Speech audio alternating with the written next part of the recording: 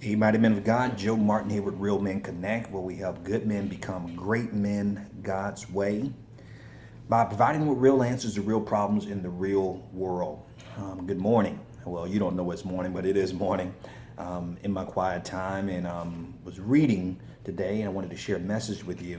I was reading in the book of Luke, what is it? Chapter 16, verse 19 through 31, in which Jesus tells the story about the rich man and the beggar. And I'll just read to you a few scriptures, and I'll tell you what I put down here in my quiet time and what I journaled here to share with you, because I believe it can bless you. At least it blessed me this morning. Again, this is a scripture that you're probably familiar with, but wanted you to see some of the little subtleties in the scripture. But Jesus says here, now there was a rich man, and he habitually dressed in purple and fine linens, joyfully living in splendor every day. And a poor man named Lazarus was laid at his gate, covered with sores, and longing to be fed with the crumbs which were falling from the rich man's table. Besides, even the dogs were coming and licking his sores. So the man was in a pretty bad situation, obviously. Now the poor man died and was carried away by the angels to Abraham's bosom, and the rich man also died and was buried. In Hades, he lifted up his eyes. This is the rich man he's talking about, being in torment, and saw Abraham far away, and Lazarus in his bosom. And he cried out and said, Father Abraham, have mercy on me, and send Lazarus so that he may dip the tip of his finger in water and cool off my tongue, for I am in agony in this flame.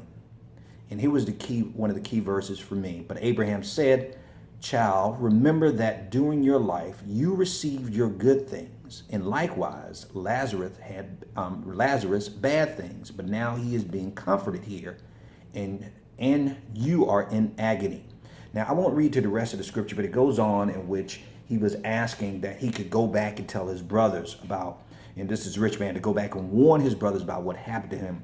And the story goes to say that he had the prophets, he had Moses, he had the prophets before him to warn him, and they didn't listen to him, so now they cannot be warned.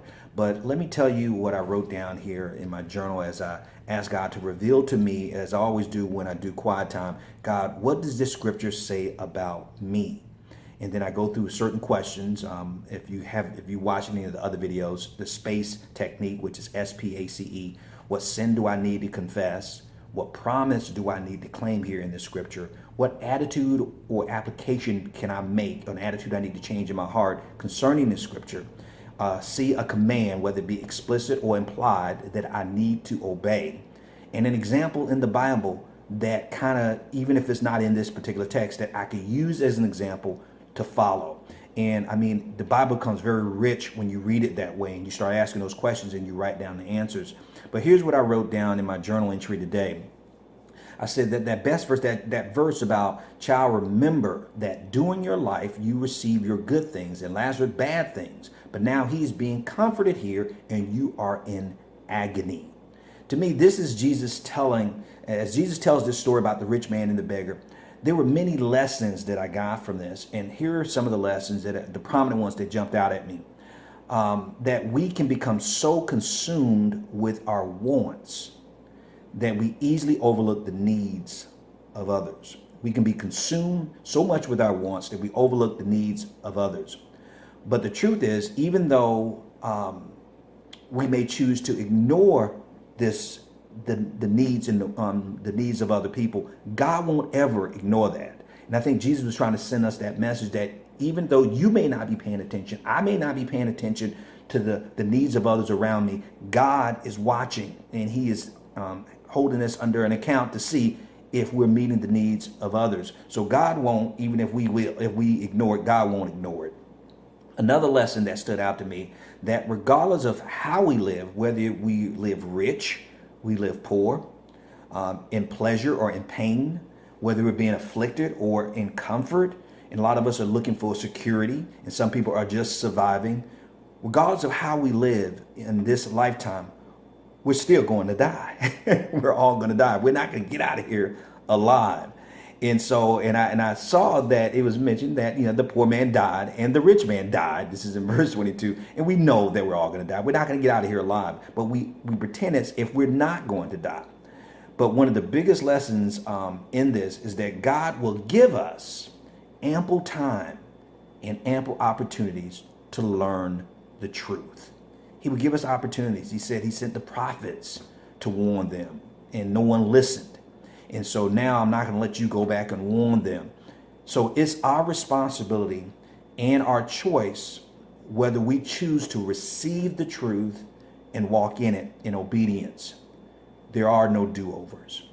There are no do-overs. And then when I went down to looking at the sin that I must confess, since this is my quiet time, so I'm sharing this transparently with you, is God, forgive me or help me to avoid being consumed with my wants and needs and not seeing the needs of others. And the promise that I can claim here is not actually in the scripture itself, but Jesus mentioned this in another chapter. But what we do to the least of them, he was referring to children, what we do to the least of them, we've done unto him. And when he talks in reference to children, we're talking about people who are in need, who can't do for themselves. That what we do for them, we do it unto God. Now, the attitude or application that I can apply here, or an attitude in my heart I need to change, I say, God, give me a heart that is sensitive to the needs of others. And God, let me ask you on how I can best help and serve them. God, make me sensitive in my heart to the needs of others. And the command that I need to obey, or that we can obey here, is I pull this from Philippians 2, 3, and 4. Maybe you've heard this one before, that in humility, to count others more significant than ourselves. So Joe, count others more significant than yourselves. Don't just look after your own interests, but consider the interests of others. And the example that I need to follow, I thought that God just put this in my spirit, was Jonathan in his relationship with David, King David. Jonathan actually had the right to be king since he was the son of Saul. But he didn't compete and he didn't fight with David to become king. He supported David. He served David. And so he gave up his rights to do what was right by God. And so I thought, what a great example of looking at the needs of others as opposed to just satisfying our own needs.